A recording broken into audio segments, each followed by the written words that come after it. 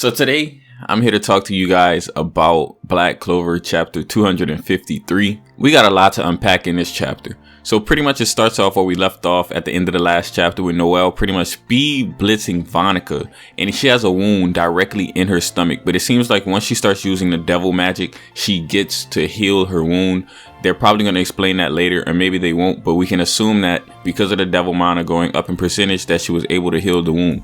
It's important to note that unlike the other Dark Triad members, Vonica pretty much goes all out straight from the beginning. It seems like Dante wanted to hold off on using his devil magic powers for whatever reason. Maybe he just didn't think he needed it, but it seems like Vonica's fighting style is different, where she, instead of holding it out until the last minute, she goes full force from the beginning. So she starts off with 50% and she gradually starts to go up like 1 percentage points every, couple minutes, or every time she just feels the need to do so. Noelle knows that 1 percentage point of her going up in this mana power, it really increases her strength. So just because it's 1%, Noelle knows that it increases it a lot. We see Vonica unleashing some really strong attacks, and we see Noelle pretty much trying to do her best to fight it off. It seems like Noelle's doing a pretty good job. I really got to give it to Noelle. Like, she has to be strong, because we got to realize that Vonica has buffs. Vonica has 2 different types of magic. She also has devil mana, and that increases your own already existing mana. So she's obviously at a disadvantage, but she's still doing very good. That goes to show that's a feat right here. This is a feat. In the future, when people start power scaling, they're going to look back at this moment and be like, yeah, Noelle, without any assistance, she doesn't have any spirit or anything. She's just pure talent and pure hard work. So this is going to be like a moment where stuff begins to change, where people are like, okay, Noelle has a lot more capability than we previously thought that she had. In the background, we also have Mimosa going off against the Dark Disciple member. Pretty much, they don't really do much. It seems like they're going back and forth, and this dude's being real creepy, and he's like telling Mimosa to let him lick her, and like Mimosa's like, nah, we're not having that.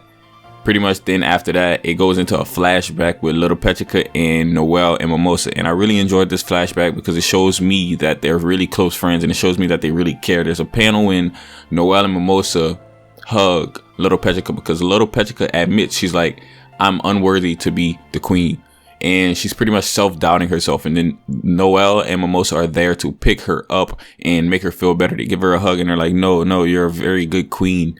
It's just hard to be the queen, and you're doing a good job, because in this chapter we learned that Little Petrica inherits the power of her previous queens.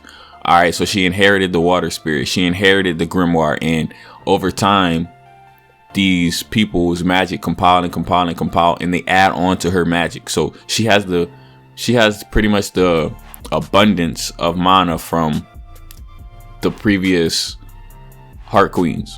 I think it was a very characterizing moment whenever Little Petrica begins to cry because she's scared, and people don't admit that a lot. No one really admits when they're scared, because this is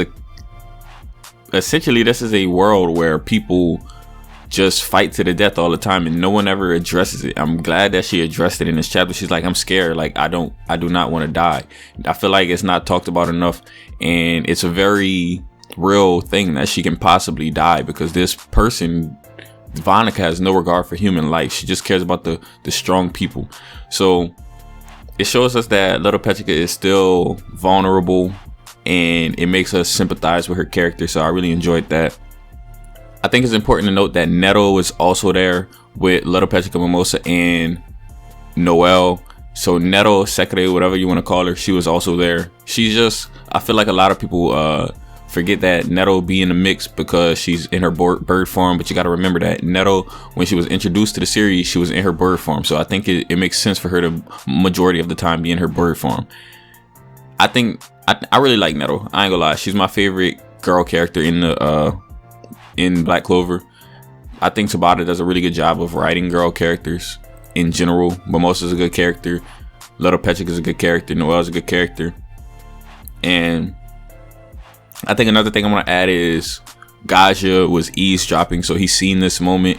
I don't know if that's gonna matter in the future, but I think it's just important to point out in case we need to come back to this, and in case some of you missed it. Gaja, whenever Little Petrica was crying to Noelle and in the flashback and stuff, Gaja was eavesdropping, so he knows what's going on pretty much.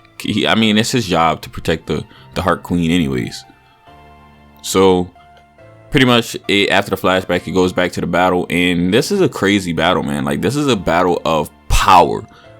Vonica is using 67% of her devil mind or whatever you want to call it, and she's really going all out.